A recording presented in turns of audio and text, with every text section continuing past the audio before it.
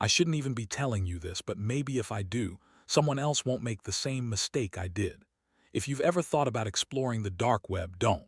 I know you've probably heard that before. It's the same recycled warning that shows up on forums and Reddit threads, people saying stay away, claiming you'll get scammed or tracked or maybe stumble into something grotesque.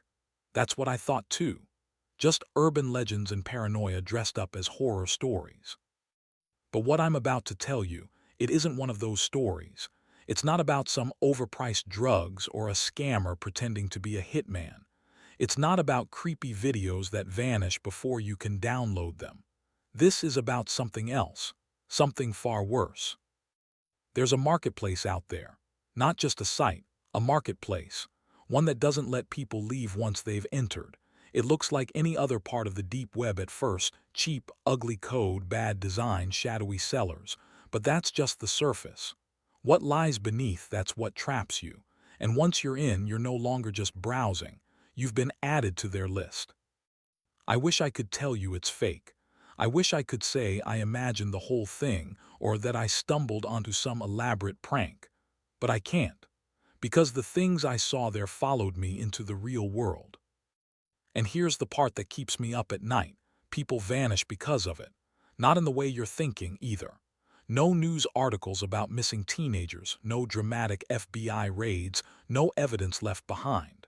People just fade out of their own lives slowly, like their reality is being rewritten while they're still in it. One day they're there, the next it's like they never were. I didn't believe it when I first heard the rumors. None of us did. The dark web is supposed to be a joke to anyone who's actually used it. It's mostly scams and junk. But then I saw it. I saw the marketplace. And I learned the hard way that there are things on there you're not supposed to see, let alone buy. And once you do, you're already theirs. You probably think you'd be smarter than me, that you wouldn't click, that you slam your laptop shut, wipe your drive, maybe laugh it off. I thought the same. Everyone does. That's how it reels you in. Curiosity doesn't feel dangerous until you realize it's the hook in your mouth and the line is already pulling you under. I'm not trying to scare you with cheap shock value. I'm trying to buy myself a little time because maybe telling you this is the only way I can keep from disappearing completely. Maybe if I share it, it won't just belong to me anymore. Maybe it'll spread the curse thinner. So here's how it all started. I used to joke about the dark web the same way most people do, like it was the internet's haunted house. You walk in expecting chainsaw killers, masked creeps, maybe some red-lit dungeon with screams echoing through the walls. The reality? Mostly disappointment. Dead links, scam pages asking for Bitcoin, shady offers that collapse as soon as you scratch the surface. I remember telling my friend one night if the dark web was half as scary as people claim, there'd be Yelp reviews. He laughed and shot back, 1 star, tried to buy a cursed doll, got malware instead. That's how we thought about it. A meme, not a real threat. But rumors have a way of sticking. Somewhere in the mess of fake hitman ads and red room horror stories, there was one that I couldn't shake. People whispered about a marketplace, something exclusive. Not a storefront with drugs or guns, not one of those onion sites you can find with 10 seconds of searching. This was different. You couldn't stumble onto it. You had to be invited. At first I rolled my eyes. That's the kind of story kids make up on forums to sound edgy. But the way it spread, it wasn't loud. It wasn't viral. It was almost quiet. Threads deleted faster than they were posted. Users who claimed to know more would vanish from the discussion. No dramatic goodbyes, just deleted accounts, broken links, and silence. That subtlety unnerved me more than any grotesque red room hoax. I made the mistake of saying so out loud in a thread. I typed, "Yeah, right, like some horror movie shopping mall that eats people. Nice try." Someone replied immediately, "Funny thing about jokes, you don't realize you're in one until the punchline lands." That was it. No username, no timestamp, just a reply that shouldn't have existed. I tried refreshing the page, but the comment was gone. I sat there for a while, staring at the empty thread, wondering if my mind had filled in a ghost. The thing is, Skepticism can only protect you for so long. I was grounded, cynical, perfectly content to laugh at all the cliches. The hitman for hire, the pay-to-watch torture fantasies, the fake paranormal auctions. It all felt like urban legends for people who still thought chain emails could curse you. But that rumor, it pressed against my curiosity in a way the others didn't. It wasn't trying to shock me. It was whispering, "You can't see this. You're not allowed." And of course, that was the hook. I started asking questions, quiet ones tucked into unrelated discussions phrased like jokes. Most people ignored me, a few mocked me, but every now and then someone would respond just enough to keep me searching. Little crumbs, not listed anywhere obvious. You don't find it, it finds you. I told myself it was just internet roleplay, that people were stringing me along for fun. And yet, I checked. I went deeper into forums, IRC chats, places I hadn't bothered with since high school. I wish I could say I wasn't tempted, that I was too smart to go chasing shadows, but the truth is I wanted to know. I wanted to see how far the rabbit hole really went.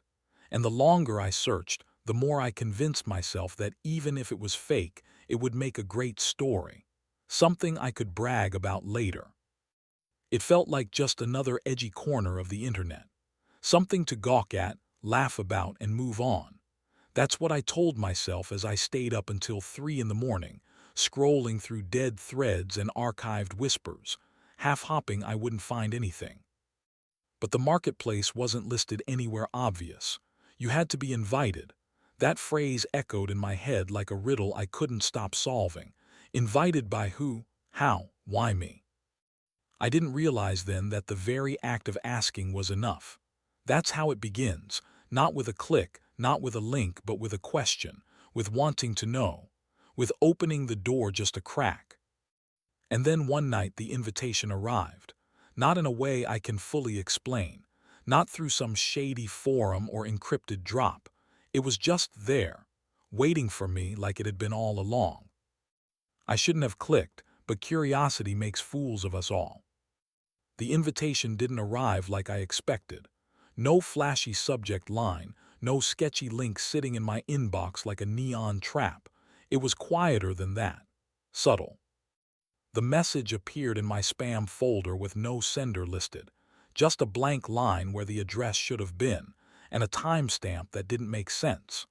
According to my email client, it had been delivered 2 weeks in the future. At first I thought it was a glitch, a bug, some corrupt header data, but when I hovered over it, the preview pane displayed exactly 5 words: "Your access has been granted." I froze. I hadn't signed up for anything. I hadn't registered or submitted forms. I hadn't given anyone my information. Still, my hand hovered over the mouse, and before I could talk myself out of it, I clicked. The email itself was even stranger. No body text, just a single attachment, a onion link encrypted in a jumble of symbols that only resolved into a usable address when I copied it into Tor. It shouldn't have been possible. I'd seen broken links before, fake invites, phishing scams. This wasn't like those. This felt intentional, tailored. When I finally opened it, the site loaded faster than any Onion page I'd ever visited. No lag, no broken elements, no spinning wheel. Just a clean black background and a login prompt with a phrase already typed into the username field. Guest 0001. I told myself I'd back out, that I'd just take a screenshot and laugh about it later. But then the password field blinked, once, twice, and filled itself in.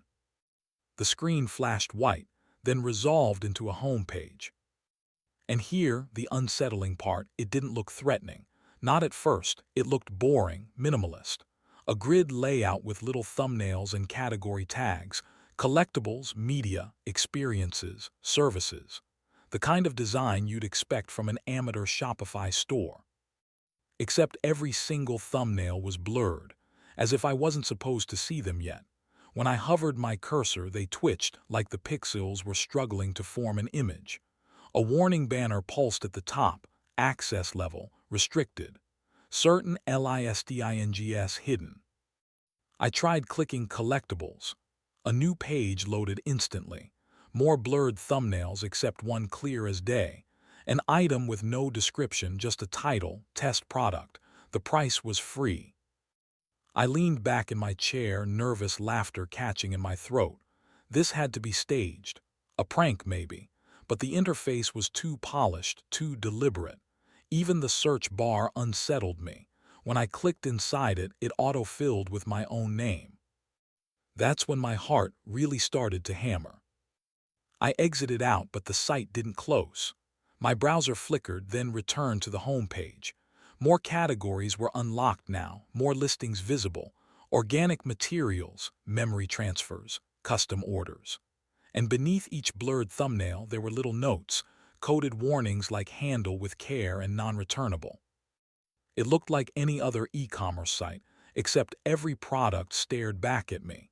Even blurred, I could feel the weight of them. The sense that I wasn't browsing so much as being watched. I clicked one at random. The description was redacted, whole paragraphs replaced with black bars, but the preview images weren't. They showed something that looked like a jar sealed tight, with something inside it that I couldn't, or maybe didn't want to, identify. The title was a string of numbers that almost looked like a date. I tried backing out again. Same thing, the site refused to close. My task manager froze, my keyboard inputs lagged, but the page stayed crisp and responsive, like it had rooted itself into my machine. That's when I noticed the new tab at the top of the screen. I hadn't opened it. It had appeared on its own. The label was just my name. I clicked it and the listings inside were no longer blurred. They were sharp, crystal clear, and in the middle of the page, featured like some kind of highlighted promotion, was something I recognized, something personal. At first, I thought maybe I was just imagining the personalization. Some clever phishing scam pulling data from my browser cache, maybe scraping my search history. But the more I clicked, the less plausible that explanation became. The categories rearranged themselves every time I returned to the home page. Collectibles shifted to memorabilia. Services morphed into favors. One tab, which had been labeled experiences before, now read, moments you'll regret. I actually laughed out loud when I saw that. Nervous laughter, the kind that comes out sharp and hollow. What is this, Amazon for nightmares? I muttered. My voice sounded small in the silence of my room. The blurred thumbnails flickered whenever I hovered, like they wanted to sharpen but were resisting. The only ones that came into focus were the ones tied to me. My name, my birth date, fragments of places I'd lived. It was like browsing through an eBay store curated by my own shadow.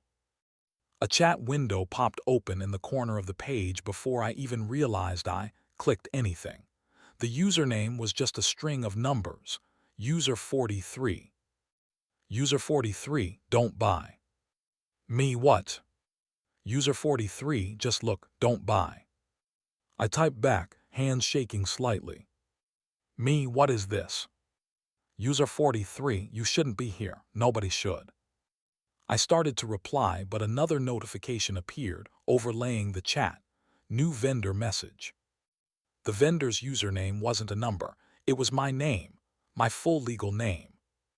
I froze. Vendor, welcome back. Me back.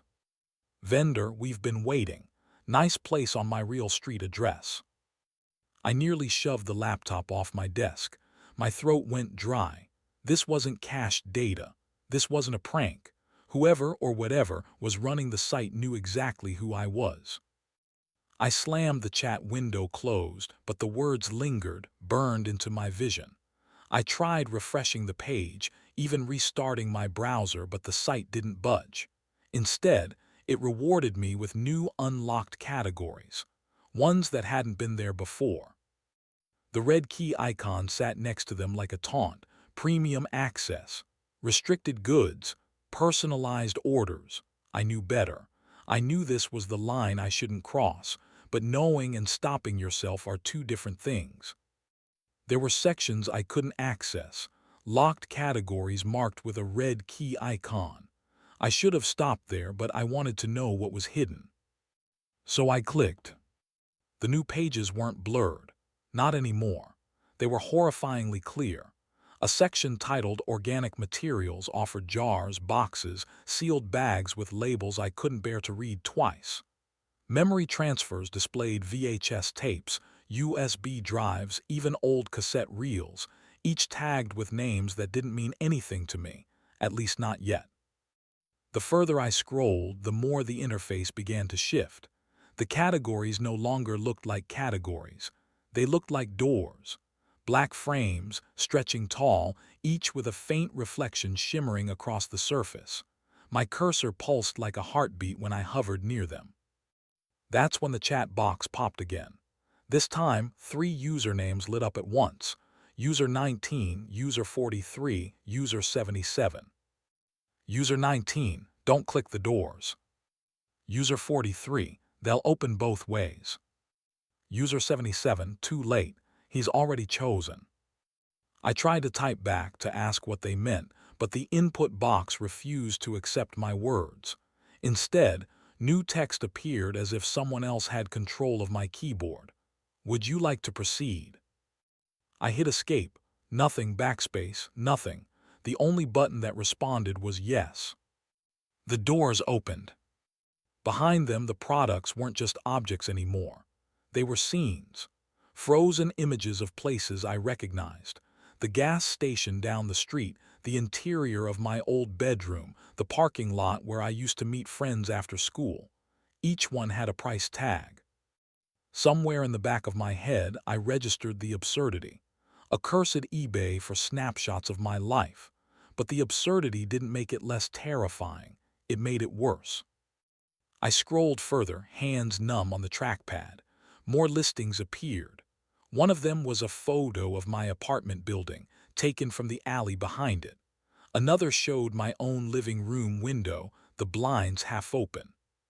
The vendor chat pinged again. Vendor pick 1, first purchase is free. I didn't respond, I couldn't. The screen dimmed slightly as if waiting for me. The site was alive, watching, breathing in sync with my hesitation. User 43, don't. If you buy, you belong.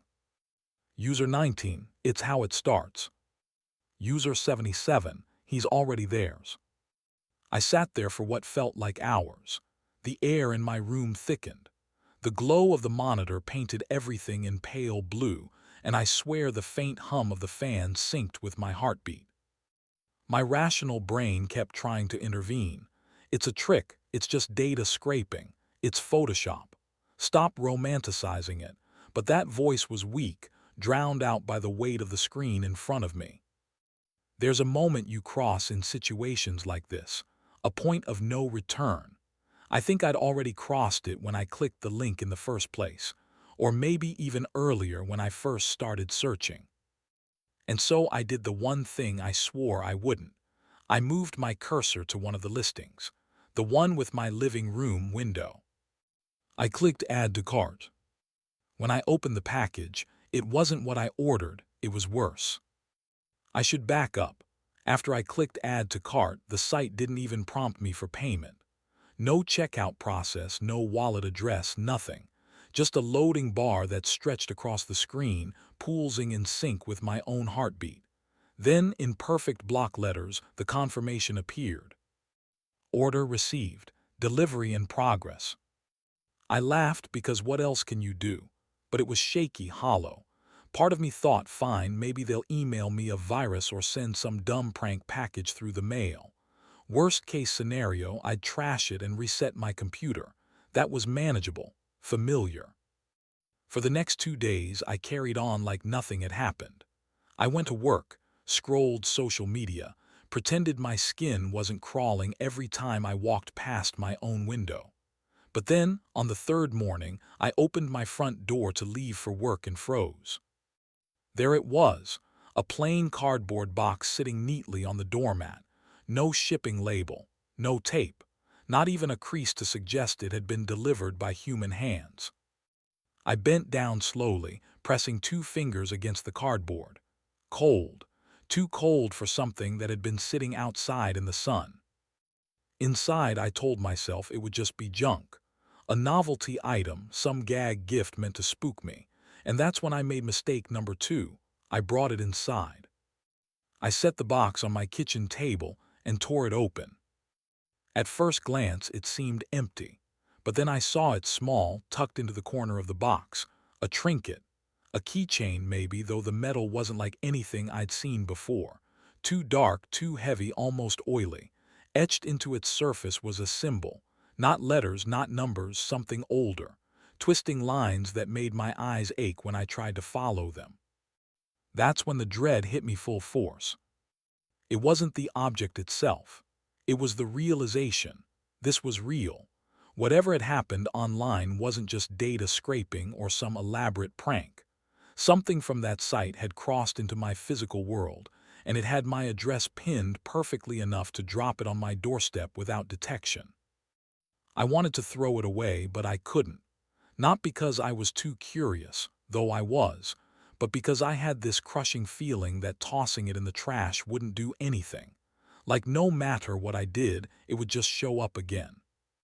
That night I set the keychain on my desk and tried to sleep, but the noises started. Subtle at first, shuffling outside my window, faint whispers under the hum of my fridge. I convinced myself it was my imagination, nerves feeding paranoia. But then, just as I was about to drift off, I heard it clearly. A knock. Not on my door, on my bedroom window. I froze, every hair on my body rising. The blinds were closed, but I didn't dare move them. I stayed still, heart slamming in my chest until the knock came again. 3 slow taps, then silence.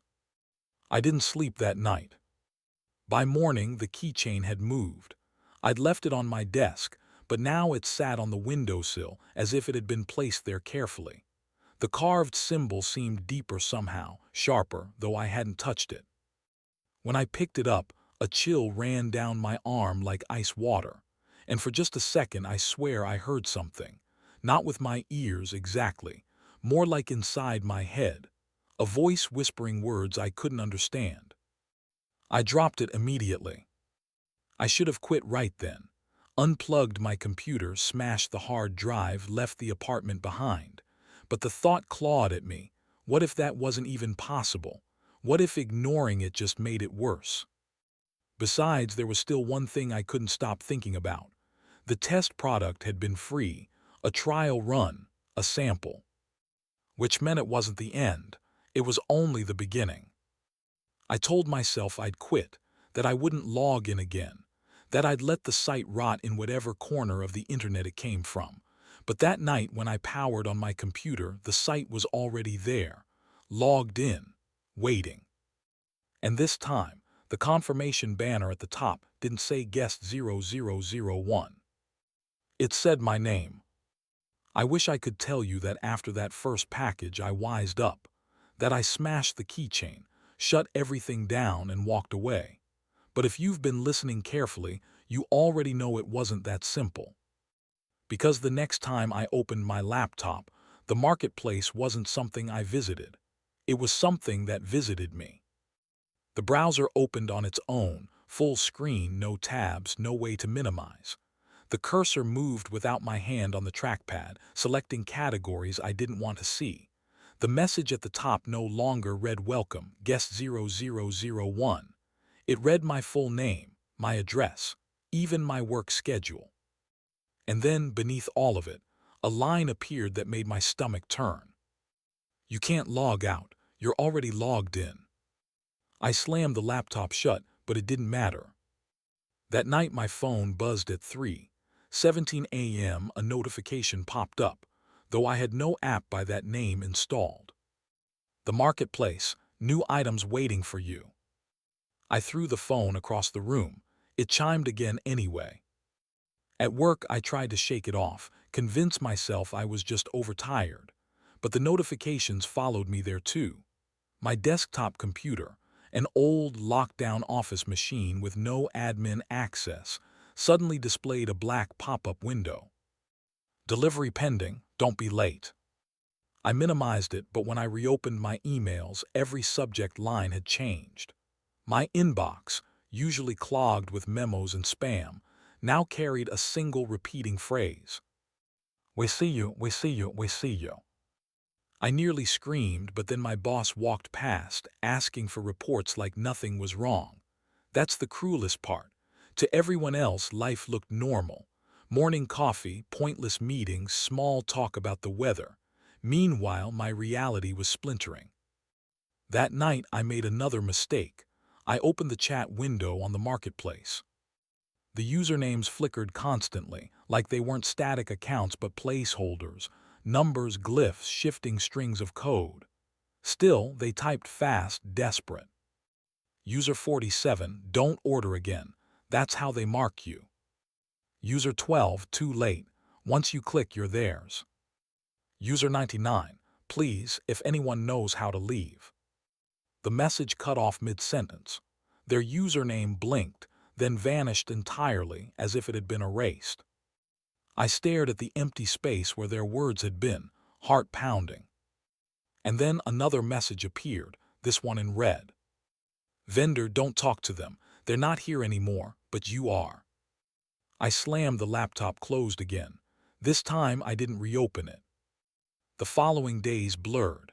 I'd be at the grocery store picking up milk when my phone vibrated. The marketplace, fresh items tailored for you. I ignored it, shoved it deep into my pocket, but when I reached the checkout, the cashier handed me my receipt and smiled strangely. The total printed at the bottom wasn't my grocery bill. It was the same red message I'd seen online. You can't log out. You're already logged in. I dropped the receipt, nearly bolted from the store. Home wasn't any better. The keychain kept moving. One night I left it sealed in a drawer. The next morning it was hanging neatly on my doorknob like a charm. By then I couldn't eat, couldn't sleep. Every time my phone lit up, my pulse spiked. Sometimes I swore I could hear whispers coming from the speaker, even when the device was powered down. One night I went back to the chat. Me, who runs this? Who's behind it? User 64, not who. What? Think of it like a hive, a network that feeds. Me on what? User 64, us.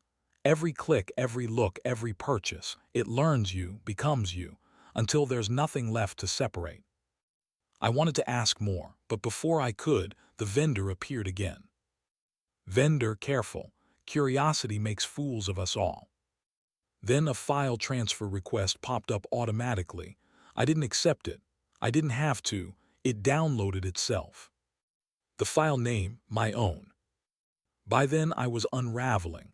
I stopped going into work, stopped answering calls from family. What could I say? Hey, sorry I missed dinner. Some cursed digital marketplace is stalking me. Might be supernatural, might be sentient AI, not sure yet. Instead, I paced my apartment, covering my webcam with tape, turning my phone face down, unplugging every device I owned. For a brief moment, I felt relief. Until my TV, unplugged, flickered on anyway. A static-filled screen resolved into the home page of the marketplace. The vendor's words appeared in crimson. No more hiding, you're ours now. I screamed, yanking the cord from the wall. The TV went black. I turned, chest heaving, only to see the keychain lying on the couch cushion where I had been sitting. The final straw came the next morning. I tried destroying the laptop, took it to the alley, smashed it with a hammer until the screen shattered and the casing split. For a few hours I thought maybe, just maybe, it was over. But when I walked back inside, my desktop monitor was already on. The login page filled the screen. And this time the greeting didn't just show my name. It showed a live feed of me, standing in my own living room. Beneath the video, a message scrolled slowly across the bottom of the screen. You should have never clicked. You belong to us now. And that's when I understood. Once you interact, you're owned. But here's the part that still eats at me. There were categories I hadn't even seen yet. Locked sections marked with a glowing red key. Every instinct screamed that what hid behind those doors was worse than anything I could imagine. And even now, I can feel it calling me back. I thought it was a hallucination until I saw the reflection move. It was a Tuesday morning, the kind where nothing's supposed to happen, just a dull, gray commute and a lukewarm coffee. I was in the office bathroom, splashing water on my face, trying to shake off the nightmare from the night before. But when I looked up at the mirror, my reflection didn't mimic me. It tilted its head first. Then it smiled, slowly, crookedly, like it had been waiting. I stumbled backward, knocking over the soap dispenser. When I blinked, the image was normal again, my own pale, sunken face staring back. But the smile still felt burned into my mind. That was when the dreams began to blend with waking life. The marketplace wasn't just on my screens anymore. It was in my sleep, pulsing banners above endless corridors of faceless vendors. Their products were blurred shapes under glass domes, throbbing faintly like hearts. One night I woke up gasping because I dreamed I was scrolling through listings that had my name as the price tag. The ads followed me there too. They weren't pop-ups anymore, they were voices, whispers leaking from my unplugged speakers, murmurs curling up from the vents. Fresh items tailored for you. Final purchase pending. I'd cover my ears and still hear them under my own heartbeat. I tried to pretend I was fine, went back to work, forced small talk. I smiled at coworkers and told them I had the flu when they noticed the dark circles under my eyes. But I'd catch my phone screen flickering in my peripheral vision, my lock screen wallpaper replaced with a red key, my own face reflected in the icon. On the train, strangers stared too long.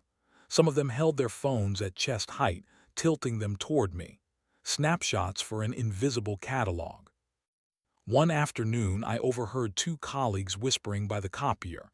"He looks different," one said. "Like he's all ready." Then they glanced at me and fell silent.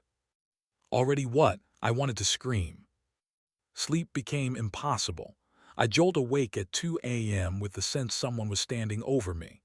My laptop, long since smashed, was on my desk, lid open, screen glowing.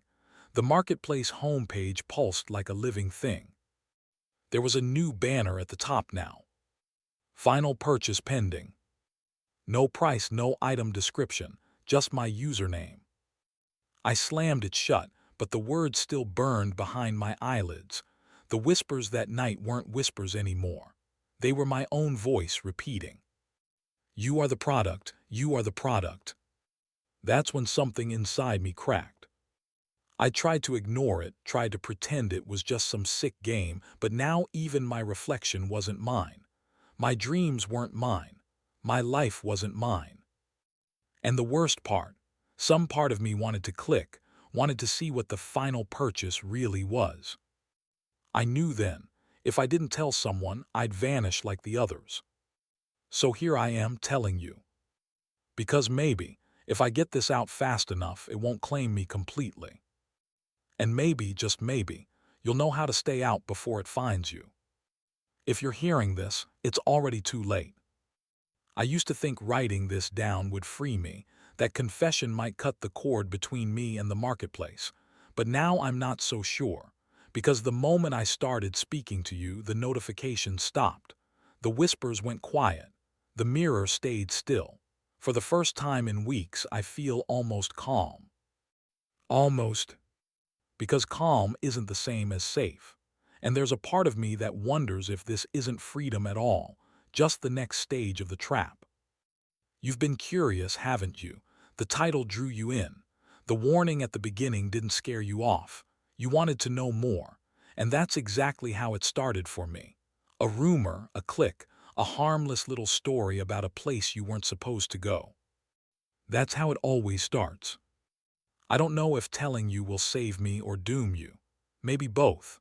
Maybe that's the only exit the marketplace allows. You don't leave, you pass it on. Maybe every story, every creepypasta you read late at night is just someone else clawing at the walls, trying to make an opening. I can feel it watching even now, waiting for me to finish. My reflection isn't smiling anymore, it's listening. So listen carefully. Don't go looking for it. Don't search for hidden marketplace. Red key icons or test orders. Don't ask questions in the wrong forums. Don't check your spam folder for strange invites, because the second you do, you're already listed. And if you're thinking, this is just a story, ask yourself, why does your screen feel a little heavier right now?